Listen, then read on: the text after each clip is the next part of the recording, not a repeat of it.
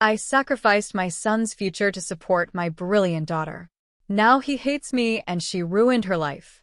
Before we go on, make sure to subscribe to the channel and let us know in the comments which city you're watching from.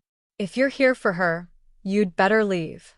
That's what my son first told me after 5 years without seeing each other. He spat it out like my voice disgusted him, and before I could say anything else, he slammed the door in my face. I stood there, my heart pounding in my chest, in front of a house I didn't even help build, wondering when I lost him. Or worse, if I ever truly had him. I have 2 children, twins.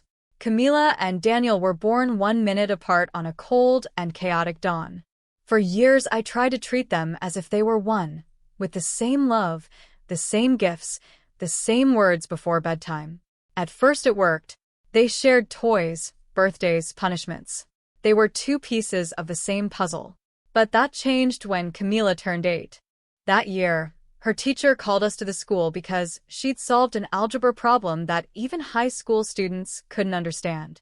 I remember leaving the meeting and one of the teachers telling us, "That girl's going to change the world."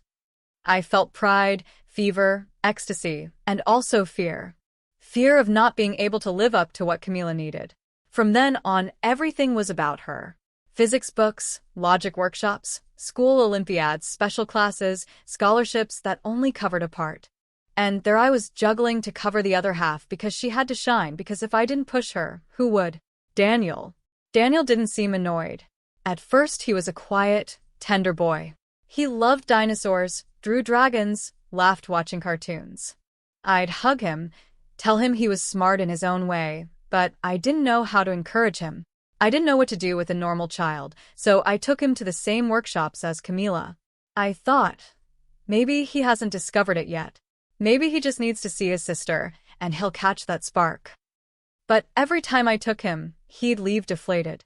He told me he hated those places, that he felt silly, that he didn't understand anything. I'd reply that it was because he wasn't trying, that if he tried like Camila, he'd achieve it too.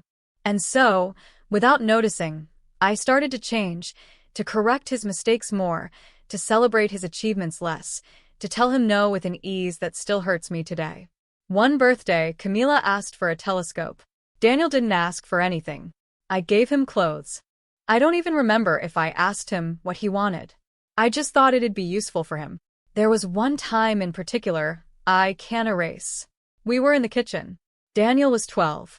He asked me for a video game, and I said I couldn't, that we'd spent a lot on Camila's trip to the science fair. He looked at me seriously. He asked, if I were like her, would you buy me things too? And I, stupid, blind, replied, if you were like her, I wouldn't have to tell you to study all day. I saw something break in his face. It was the first time he didn't yell at me. He just lowered his head, went to his room, and closed the door with a silence that hurt more than any reproach. I didn't do it with malice, but I did it, and, without realizing it, I stopped seeing them as equals. That word weighed more on me with each passing year, because they weren't. Not in how they thought or how they learned, nor dare I say it now, in what I believed they could become. Camila absorbed knowledge, as if her brain were a magnet. At 13, she was already talking about relativity with professors, building 3D models, winning awards in contests where most were older than her. Every achievement of hers was a postcard I collected with pride. Daniel, no. Daniel drew badly, if I'm honest, but with passion. He made maps of imaginary worlds. He wrote stories of monsters that had feelings and castles that collapsed due to betrayal. He never got bad grades, but he didn't stand out either. He was acceptable, a completer. I really tried to push him towards something more. I enrolled him in the same summer courses as his sister, hoping that being together would inspire him. He accepted without protesting, but his face said it all. Frustration, annoyance, absolute disinterest. One afternoon, leaving a recreational math workshop, he sat on the edge of the sidewalk, looked at me, and said, "Mom, please, don't force me to be someone I'm not anymore." That phrase pierced me inside, but instead of hugging him, of telling him I loved him for who he was, I replied, "But you don't even know who you are, Daniel. That's why I insist." And I kept enrolling him in activities he didn't want. I bought him books he never opened. I compared him unintentionally, without realizing it, until he stopped sharing what he was doing with me. One day I discovered he had a hidden folder with stories he'd written. He didn't show them to me. I found them, I read them, and I didn't understand anything. I didn't understand his world. I didn't stop to try either, and so little by little he became invisible to me. A son who gave no problems, who did his own thing, who didn't shine, but didn't bother either. I remember a moment that still haunts me. We were at the bookstore. Camila, excited, was looking for a book on quantum physics. Daniel brought me a graphic novel and told me he wanted to learn to draw like that. I denied it to him. I told him we weren't going to spend money on expensive comics. I put the book back on the shelf without thinking twice. That night, Daniel ate dinner in silence and for the first time didn't say goodbye before going to his room. He just left, and I sat on the sofa with Camila to read her new book together. Later, I tried to make it up to him. I bought him a gift card for a clothing store. I told him he could choose whatever he wanted. He thanked me with a distant tone. He told me he didn't need clothes, but that it was fine anyway. It was fine. He always said that, as if he didn't have the right to ask for more, as if the only thing he could do was accept it. And he accepted everything in silence, even when it was time to decide his future. Because when Camila was accepted into one of the best universities in the country, and I knew we couldn't pay both tuitions, I made a decision, one that changed our lives forever. I always knew the moment would come, the instant when we couldn't pretend anymore that everything was even, that we could give them both the same. And when it happened, it wasn't a sudden decision, it was a cold, mathematical, almost inevitable conclusion. Camila was accepted into an elite private university, one that not only meant prestige, but also real opportunities, research scholarships, connections with international laboratories, a direct path to the future I always imagined for her. Daniel, on the other hand, applied to a public university. A more modest, more realistic option. He never said he wanted anything else, he just did it as always. Quiet, without expectations, but seeing the figures, the expenses, the reality on the table, I understood there was no way to afford both paths. Not with our savings, not without going into debt up to our necks. We either chose one, or ended up dragging both down. I remember the conversation with my husband, as if it were yesterday. We'll use both their college funds to pay for Camila, I said bluntly. My husband asked with a mix of bewilderment and fury. Daniel's strong. He can go to a community college. He can ask for a scholarship. Why not Camila? He insisted. Because Camila has something Daniel doesn't have, I replied without thinking. Camila has a future. I said it. I believed it, and now it hurts me more than any punishment. He objected. He fought. He said it was unfair, cruel, that we were condemning one to favor the other. I told him that if he wasn't willing to do what was necessary, then maybe we weren't on the same team. If you don't support this, I told him, we'll separate. He didn't respond, he just looked at me as if he didn't know who the woman in front of him was anymore. And so we did. We took the fund we'd saved since they were children, divided equally. 2 accounts in each of their names, and we merged them into one. For her. When we told Daniel, at first he didn't react, he just asked, "What about me?" I, trying to sound calm, told him we'd find another way, that it was temporary, that I trusted him, that I knew he could get by without so much help. "Why can't she take out a loan then?" he asked, and there I didn't know what to answer. The conversation turned into shouts. Daniel cried.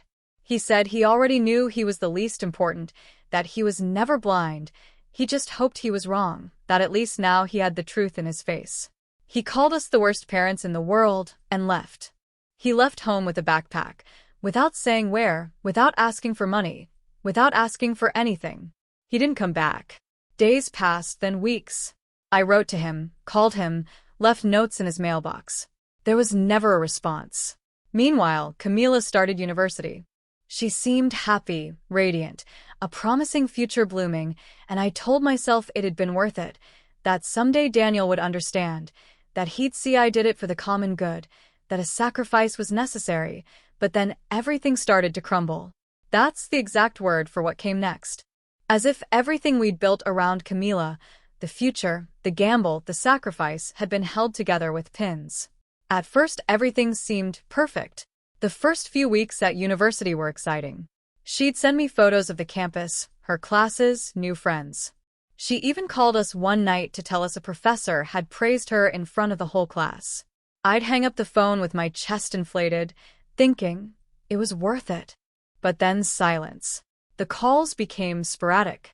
Afterwards, almost non-existent, she'd tell us she was busy, that everything was fine, that we shouldn't worry until one night the university called us.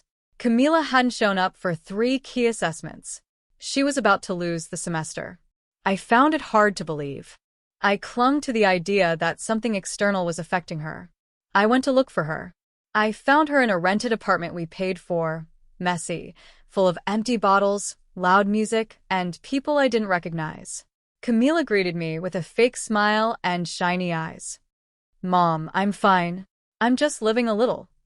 Yes, I talked to her. I begged her. I reminded her of everything we'd done for her. She told me she was fed up, that her whole life she'd been the model child, that she didn't want any more pressure, that she didn't owe anyone anything. I left there shaking. I went back home and told my husband everything. He wasn't surprised, he just said, "You raised her for that." Despite everything, we kept paying her expenses. Rent, tuition, as if at some point she'd wake up, realize everything, and get back on track. But every month was the same. More absences, more parties, more excuses. And meanwhile the money ran out. We took out loans, sold the car, refinanced the house, all to support the prodigy daughter who no longer shone. One night, while checking my social media, I saw a post. It was a photo of Daniel. He was smiling in front of a new house. I froze. The post had dozens of comments. Congratulations, applause, pride. My son, the one who was never brilliant, had achieved more than I could imagine. Without help, without us. I needed to know more. I asked Denise. She gave me a hint. I knew via her. I went to look for him. I knocked on the door, not knowing what I'd say. When he opened it, it took me several seconds to recognize him. He was bigger, more mature. He had his father's eyes, but no longer the tenderness he once had. "What are you doing here?" he said dryly. "I just wanted to talk. See how you're doing." After 5 years, I tried to soften it. I talked to him about Camila. I told him how bad she was, how much we needed her. He didn't say anything for a while. Then he asked, "Did you come for me or for her?" I didn't know what to say, and then he exploded. It was always about her. Even when I wasn't around, everything was still about Camila. "Now you want me to save her. After everything you denied me." He threw me out, slammed the door in my face again, and I, still convinced I could fix it, went back with his father. Not because I believed it would be different. I went back because, deep down, I needed to cling to something, to any possibility of redemption, to a fantasy where my son, despite all he'd lived through, still had some affection for his mother. My husband didn't want to come. He said we'd already been humiliated enough, but I convinced him. I told him this time we'd both talk, that Daniel would see us as family, that he'd understand it wasn't a selfish request, but a desperate act. I prepared a bag with sweetbread, his favorite when he was a child. I also took a thermos with coffee, as if a simple gesture could undo years of pain. I don't know why I thought sweet memories could erase bitter scars. We knocked on the door. Eternal seconds passed, and when he opened it, his expression was a mirror of the last time. Coldness, weariness, that hardened glint of someone who no longer wants to know anything. "You again. Daniel, please," I started. "We just want to talk," his father said. "You've already talked, you already know everything. What more do you want?" He let us in with reluctance. This time he didn't say no. This time he let us in, but not out of kindness. He did it out of curiosity, or maybe from being fed up. We sat down. He remained standing. We talked. At least we tried. We told him how Camila was, that she'd stopped studying, that she went out every night, that we didn't know how to help her, that we needed financial support just for a while, that he was successful now, that he could make a difference. I spoke with my heart in my throat. His father, with knuckles white from clenching his fists. Daniel listened to us in silence. Every word seemed to weigh on him until he asked, almost whispering, "Why'd you keep coming only when you need her? Isn't that right?" I said without thinking, "It's because you're her brother, and she was my sister when you denied me college." My husband tried to mediate, to say that the situation had overwhelmed us, that it wasn't so simple, but Daniel wasn't listening to us anymore. He suddenly stood up. He slammed his open palm on the table. "You know what? You don't change. You never will. Daniel, please just listen." "No, you listen to me." We fell silent. Want to know how I paid for my university? With 3 jobs, with loans I'm still paying, with entire nights without sleep because I had to study and work and live alone.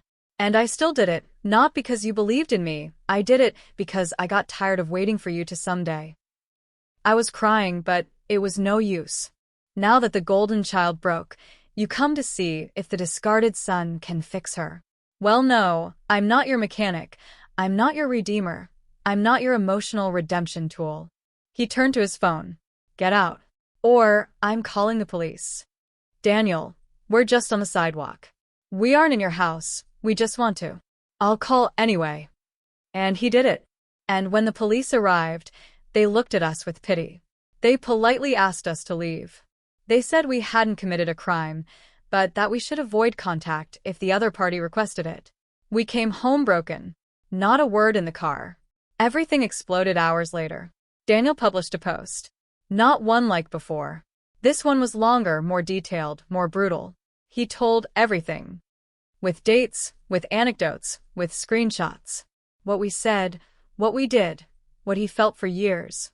This is the story of how my parents sacrificed my future for a brilliant daughter who today can't even stand on her own 2 feet. And they still ask me to save her. The post went viral. People I don't know started commenting, sharing, insulting me. My sisters called me crying. They asked me how I could do that to Daniel. Cousins, uncles, old friends, all sending me hate messages. What a disgusting mother. I hope you end up alone. A favorite child isn't worth it if you lose the rest. And Camila. Camila read the post and laughed. Dramatic, but well written, she said, shrugging. It's her version anyway. My husband burst out. Enough's enough, he shouted. I'm not supporting her anymore. Either she goes or I go. I tried to calm him, but I couldn't. And you, he said, looking at me with a fury I didn't know he had. If you keep choosing her, then go with her. I was speechless. For the first time, I didn't know who to look at. My family was falling apart again. But this time, there'd be no going back. I wasn't going to see her. I knew it from the moment Daniel called the police, from the tone of his voice, from the way he didn't even pronounce Mom. That word no longer belongs to me. My husband and I returned home in silence. We didn't say anything in the car. We didn't even look at each other. It was as if we'd left a funeral of which we'd been the murderers and the victims ourselves. And in some ways, we were. That night, I couldn't sleep. I sat in the living room alone, cell phone in hand, updating Daniel's post over and over. It wasn't just him writing anymore. Now it was his friends, his colleagues, people congratulating him for his courage, sharing their own stories of emotional abandonment, calling us monsters without batting an eye. Someone commented, I hope those parents die knowing they ruined someone who could have been amazing. I don't know why, but I liked it. Maybe because I felt I deserved it. The next morning, Camila came down to the kitchen as if nothing had happened. Messy-haired, yawning, with her cell phone in her hand. What's for breakfast? I served her in silence. My husband didn't even look at her. When she saw our faces, she asked, What's happening now?